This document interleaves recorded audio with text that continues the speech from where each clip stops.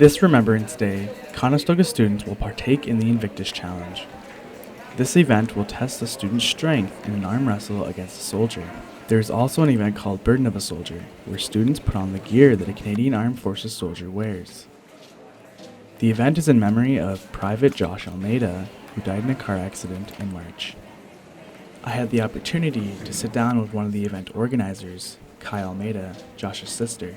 This is her story. My brother at his core was a soldier. He strove to help people. He strove to make a difference, and he would not waver in his convictions. My fondest memory of him is that he had, for the most part, such an open door policy where I could go in and I could just know that I was safe to talk to him about whatever I may need. Now, my brother was actually by far the smartest person I've ever encountered in my life. He was teaching himself physics. He could speak multiple languages. He used to play soccer in Europe as well at some point. So to me, I'm like, why is such a bright guy going into the military? And to him, it was because he had such a call and a service within his heart to serve and to be part of something bigger. He wanted to help fix things. He wanted to be, a part of something bigger than himself.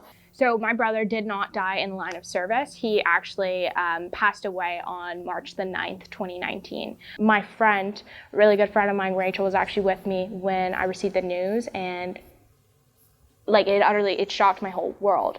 He actually suffered very serious brain injury. So he wasn't really cognitive. He was not functioning. He wasn't really reacting. So when we got to the hospital, they had told us that there was no hope of recovery, that he was gone. And that was something very hard for me personally because his brain was his superpower. It was his strength. It was what he was known for, and that was, his intelligence, and it was the way he was.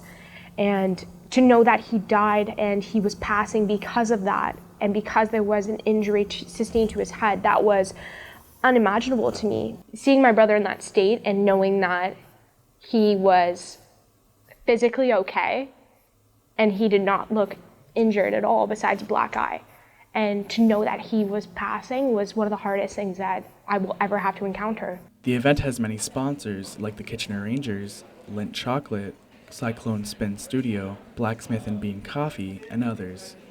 The event costs $5 and there are prizes to be won. For Spoke News, I'm Broderick Visser, lest we forget.